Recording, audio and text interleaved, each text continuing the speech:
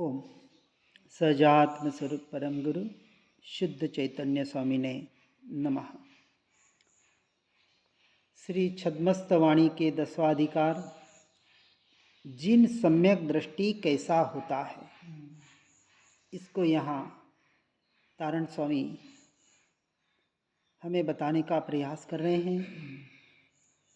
जो उन्होंने अपने साधना के द्वारा अपने अनुभव में प्रकट किया और उस अनुभव के आधार पर और बाहर के स्वाध्याय सत्संग या जो भी उन्होंने जहाँ से प्राप्त किया होगा उसके आधार पर, यानी जिन वाणी माता के आधार पर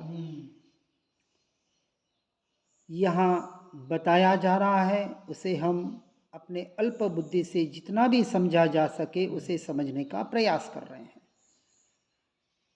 हमने देखा चतुर्थ गुण स्थानवर्ती जीव अपने निज वैभव से संपन्न होकर स्वयं अपनी वैभव का शहंशाह होता है, चाहे जेब में फूटी कौड़ी भी क्यों न हो। अपने निज निर्विकार स्वभाव का वाहक होता है, अपने स्वभाव सहित स्वयं ही स्वयं का वर होता है।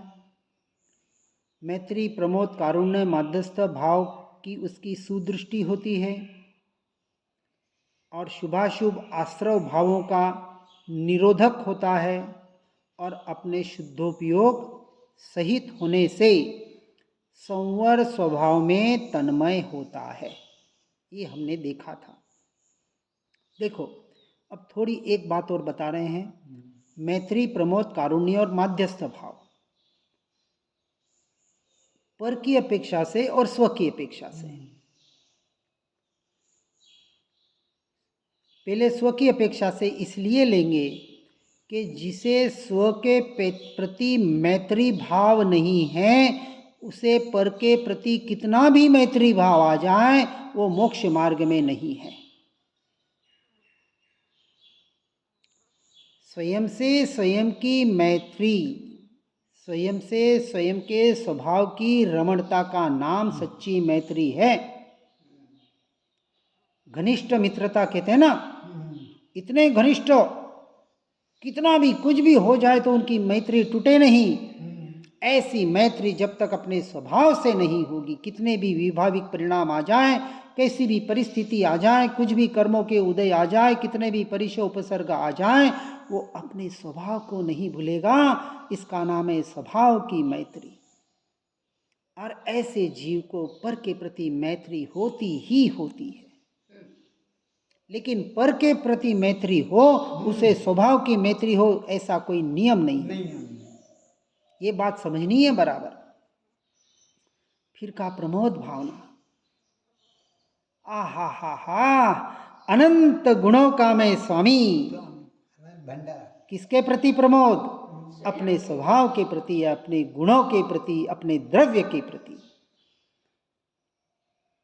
जिसे अपने स्वभाव के प्रति प्रमोद भावना नहीं है, वो बाहर कितने भी गुणों जिन्हीं के गुणानुवाद करता रहे, कोई काम का नहीं, जब तक स्वयं के प्रति का लक्ष्य नहीं है। पर के प्रति का गुणानुवाद किस लिए होता है, प्रमोद भावना किस लिए होती है? कि आहा हा, गुणी जनों के उन गुणों को देखकर मात्र मेरे हृदय प्रेम उमड़ आवे, इतना सा नहीं है। ये तो व्यवहार का कथन हुआ। वैसा मैं कब बनूं, मैं उन गुणों को अपनी पर्याय में कब प्रकट करूं, ऐसी जिसकी भावना बने उसे सच्ची प्रमोद भावना है। अभी चौथा गुणस्थानक प्रकट हो गया, अब पांचवा चाहिए। पांचवा हो गया, अब छठा चाहिए। छठा हो गया, अब 13वां चाहिए। 13वां हो गया, अब गुणातीत बनना है। इस सब क्या बोलते हैं, गुणस्थानक से भी रहित होना, ऐसी सिद्ध दशा चाहिए। ऐसी भावना का नाम प्रमोद भावना। फिर का कारुण्य भावना। अरे पर की करुणा का करने का नाम कारुण्य भावना नहीं है। पर की करुणा आती है, दया आती है। देखो बेचारे जीव, अरे ये बेचारा बन रहा है दूसरों को बेचारा बनाकर। इस पर करुणा नहीं आ रही है। अनादिकाल से इस संसार में सबसे ज्यादा भटकना इस पुण्य ने कराया है। किसने? पुण्य ने करा है, पाप ने नहीं। पुण्य ने करा है। क्योंकि पुण्य से जितना कर्म बंध इस जीव को हुआ है, उससे आधा भी बंध पाप से नहीं हुआ है। क्योंकि पुण्य को धर्म मान लिया, क्रियाओं में उपादेय बुद्धि मान ली। इतना तो करना पड़ता है, ये नहीं करेंगे तो धर्म कैसे करेंगे। ज्ञानी पुरुष महापुरुष कहते हैं, मेरे वचन नहीं है, मैंने पढ़े सुने बात, ये सिर्फ मैं पोस्टमैन का काम ये शब्द कर रहे हैं। जो संस्कार, जो निर्णय, जो श्रद्धा दृढ़ हुआ, वो शब्द रूप परिणमित हो रहे हैं। भाषा वर्गणा मेरा कुछ नहीं है इसमें। कहते हैं, जितनी बार यह जीव स्वर्ग में नहीं गया, नरक में नहीं गया, उससे डबल बार स्वर्ग में जाके आ गया। मुनिव्रत धार अनंत बार ग्रेवेयक उपजायो, बिना आत्म ज्ञान बिना लेश सुख न पायो। लेश सुख, नवग्रह का सुख, और फिर भी कह रहे वहां लेश भी सुख नहीं है। विचार करें ज्ञानी पुरुषों के कथन क्या कह रहे हैं।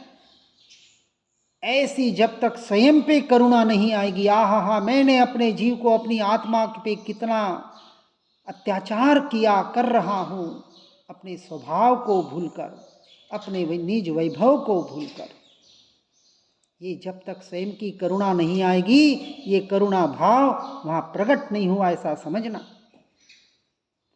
पर जीवों की करुणा का नाम करुणा भावना नहीं है। भावना का अर्थ ही होता है जो पर से हटाकर स्वयं में लाकर स्थित करे।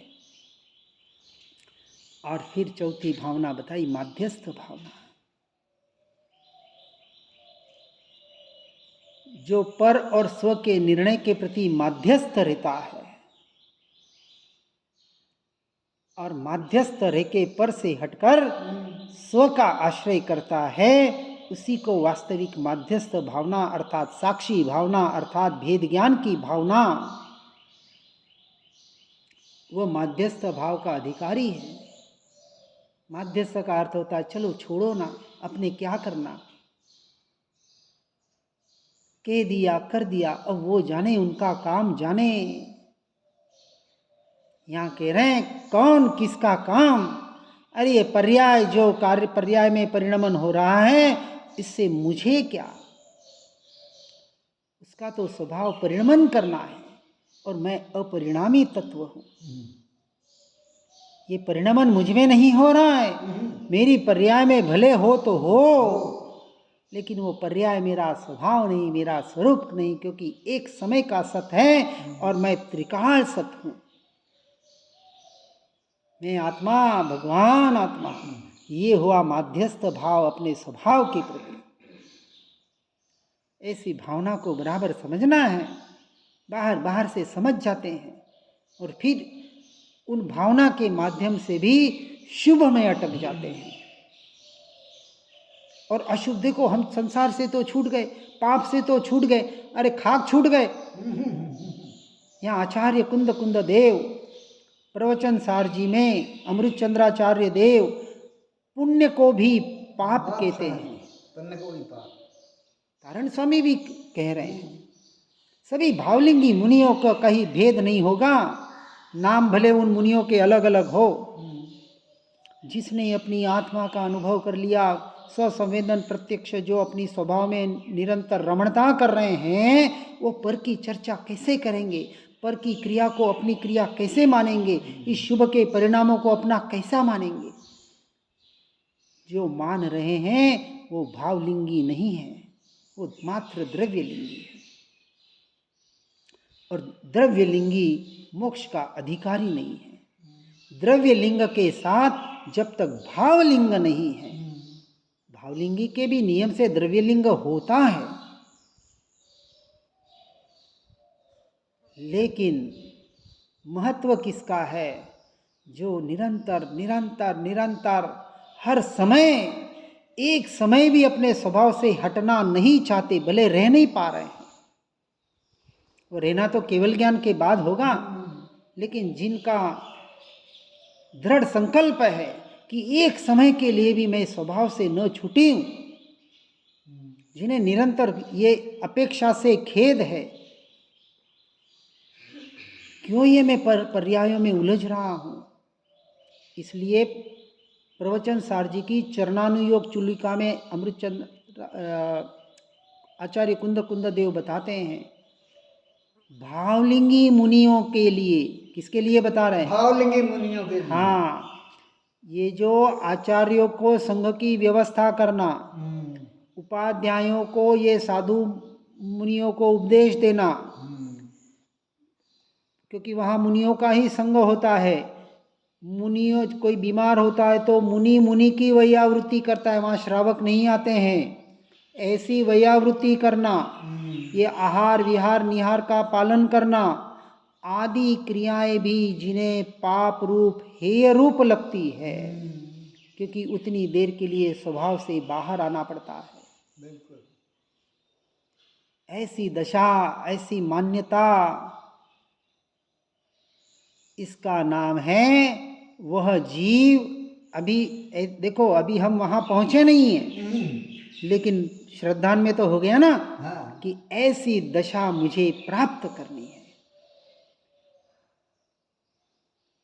तब जाके सम्यक दर्शन होता है उसके श्रद्धान के आधार पर। भले अभी वो 5वें में नहीं है, 6ठे में नहीं है, 13वें में नहीं है, 14वें में नहीं है, अभी वो सिद्ध बना नहीं है, लेकिन श्रद्धान में ऐसा टंकोत्कीर्ण हुआ कि ऐसी दशा मुझे प्राप्त करनी है, और इस दशा के आधार पर वो अपना जीवन जीने का, आगे बढ़ने का प्रयास और पुरुषार्थ करता है। क्योंकि ध्येय नक्की हो गया, साध्य नक्की हो गया, अब उसके लक्ष्य से साधना करेगा और उस साधना के लक्ष्य से साधन जुटाएगा, साधना के लक्ष्य से साधन जुटाएगा, और उस साधन और साधना को भी हेय मानेगा। हे मानना। बात समझना बराबर। बिल्कुल बरोबर। उपादेय तो एकमात्र ध्येय, स्वभाव स्वभाव ज्ञान स्वभाव, मेरा ध्रुव तत्व जो त्रिकाल शुद्ध है, और इस त्रिकाल शुद्ध के लक्ष्य से मेरी पर्याय शुद्ध होगी और पर के लक्ष्य से मेरी पर्याय अशुद्ध होगी। अब वो शुद्धि की साधना करेगा कौन? सम्यक दृष्टि जीव की बात चल रही है, और सम्यक तो सन्मुख की बात चल रही है। बात को गहराई से समझना है, क्योंकि मार्ग ऐसे ऊपर ऊपर का नहीं है, कुछ क्रियाएं कर ली, कुछ नियम पान ली और कुछ व्रत प्रतिमाएं धारण कर ली। ये धर्म अंश मात्र भी नहीं है, धर्म तक पहुंचने के साधन भी नहीं है। हमने देखा था 2-4 दिन पहले, साध्य की सिद्धि के साधना और साधन एकमात्र साधन है साधना के लिए, और साधन का नाम है ज्ञान स्वभाव। इसके अलावा इस मोक्ष मार्ग में सारे साधन बेकार है। इसका जब तक जीव को निर्णय नहीं होगा, उस ज्ञान स्वभाव को साधन नहीं बना पाएगा, और जब तक ज्ञान स्वभाव को साधन नहीं बनाएगा, साधना में आगे बढ़ नहीं पाएगा। बिल्कुल पक्की बात, 100% अपने निर्णय के आधार पर, श्रद्धान के आधार पर बता रहे हैं। इसलिए चौथा गुणस्थानक अविरत सम्यक दृष्टि का कहा। कोई वीरति नहीं, कोई प्रतिमा नहीं, कोई आचरण नहीं, कोई आचार विचार नहीं। सदाचारमय जीवन होता है व्यवहार की अपेक्षा से, बिल्कुल होता है। कोई यम नियम नहीं है वहां।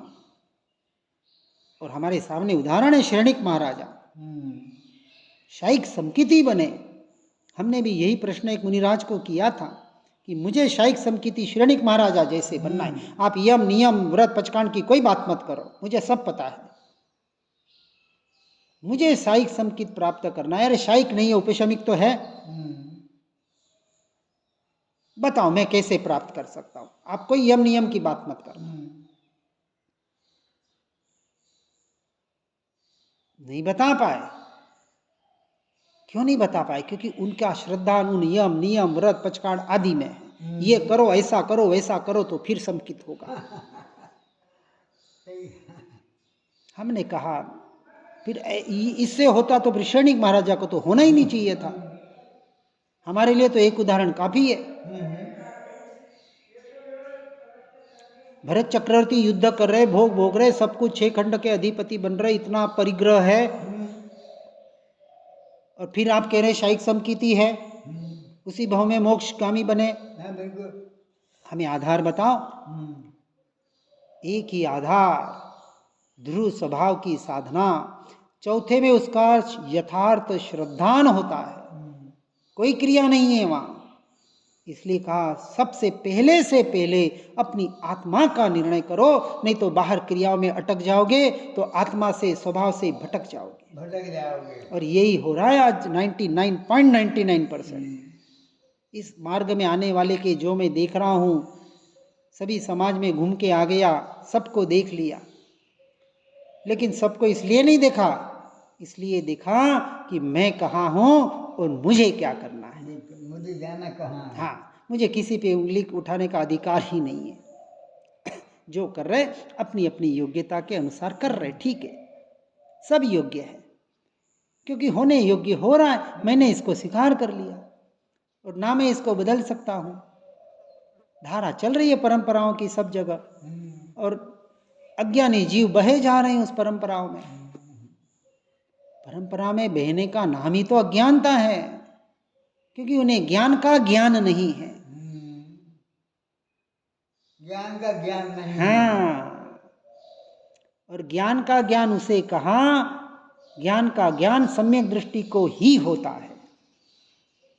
बोलते हमें तो सब ज्ञान है, हम तो बचपन से आत्मा परमात्मा की ही बातें सुन रहे हैं। अरे इस बाहर के ज्ञान को, क्षेपशम ज्ञान को यहाँ ज्ञान नहीं कह रहे हैं। और ये ज्ञान होता तो शिवभूति मुनि को कभी केवल ज्ञान नहीं होता, जिन्हें एक वाक्य भी याद, एक एक उदाहरण हम बता रहे हैं साथ में। इसलिए विचार करना है, मैं कहाँ हूँ और मुझे क्या करना है। सीधी सी बात ये यहाँ कह रहे हैं, संवर स्वभाव में तनवन होता कौन? चौथे गुण स्थान प्रति की बात चल रही है। सम्यक दृष्टि कैसा होता है, विषय चल रहा है।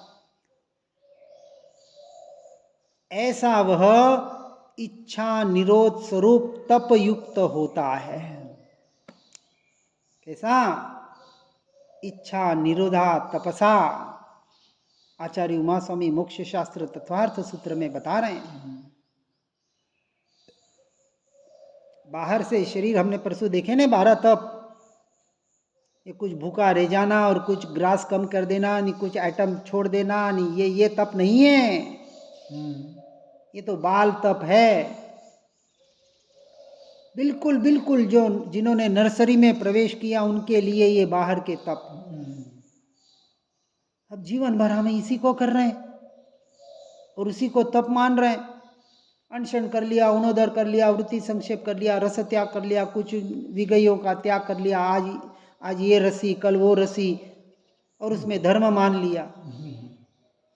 जीव अपने आप को ठग रहा है, क्योंकि यथार्थ समझ भी नहीं है। व्यवहार से भी, व्यवहार की यथार्थ समझ होगी तो निश्चय में यथार्थ रूप से प्ररूपण करेगा। अनशन करके उपवास करना था, भूखा रहने का नाम अनशन है। हमने परसों बात चली, आप नहीं थे। पौषधोपवास, चौथी प्रतिमा, तीसरी प्रतिमा सामायिक प्रतिमा। तीसरी प्रतिमा में 3 टाइप की सामायिक, एक जगह बैठकर अंतर्मुहूर्त अपने स्वभाव रमणता का अभ्यास करने का, और चौथी प्रतिमा में 48 घंटे अपने स्वभाव में रमण करने का, मौन रह के एकांत कमरे में, एकांत स्थान में, वन जंगल में, गुफा में जाके बैठ के अपने स्वभाव लीनता का अभ्यास, इसका नाम है चौथी प्रतिमा। बात समझ में आ रही है हम क्या कहना चाह रहे हैं? तब तक वो चौथी प्रतिमा का अधिकारी नहीं है। अरे जब तक सम्यक दर्शन नहीं है तब तक पहले प्रतिमा का अधिकारी नहीं है, अधिकारी नहीं है। भले वो अपने आप को मुनि मान ले तो मान ले, माने, हमें कहाँ तकलीफ है। कोई किसी का हाथ तो पकड़ नहीं सकता, लेकिन कोई मिथ्या मान्यता कर ले, मिथ्या श्रद्धान को ही सम्यक श्रद्धान मान ले, तो उसको हम क्या कर सकते हैं। यहाँ हमारे भावलिंगी संत पुकार पुकार कर उन वास्तविकता को बताने का प्रयास कर रहे हैं। व्यवहार में अटको मत, व्यवहार से भटको मत, दोनों बात है।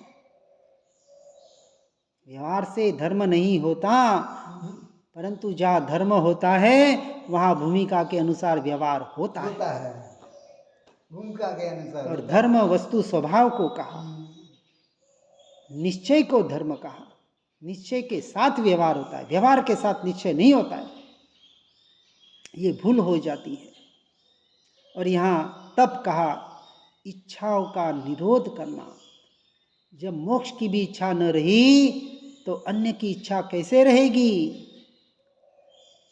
जिसे स्वयं की इच्छा नहीं, अन्य से पर से कोई आशा नहीं, पर से कोई अपेक्षा नहीं, वही सच्चे तप का अधिकारी है। क्योंकि यहाँ सम्यक दर्शन में ये इच्छा का निरोध होता है, किसी से आशा अपेक्षा का भी निरोध होता है। क्योंकि उसने अपने आप को इतना टंकोत्कीर्ण कर लिया कि मुझे मेरे स्वभाव में रहने के लिए किसी की जरूरत नहीं है, क्योंकि सब कुछ वैभव मेरे पास पड़ा हुआ है, मुझ में है और मैं ही उसका अधिकारी हूँ। परमात्मा भी मुझे मेरे स्वभाव में टिका नहीं सकते। मेरा पुरुषार्थ मुझसे मुझ में करना पड़ेगा।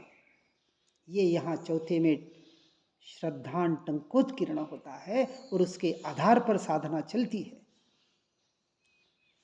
समझना बात को बराबर। सम्यक दर्शन की चर्चा चल रही है।